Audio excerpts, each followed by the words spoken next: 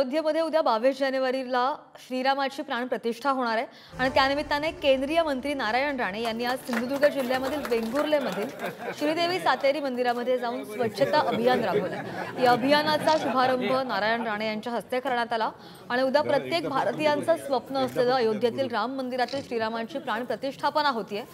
हे बघून आपल्याला आनंद होत असल्याची प्रतिक्रिया केंद्रीय मंत्री नारायण राणे यांनी या अभियानाच्या शुभारंभानंतर बोलताना व्यक्त केली आहे। हिंदू धर्मामध्ये सण ज्या दिवशी येतो त्याच्या आदल्या दिवसांमागे स्वच्छताच घराची केली जाते।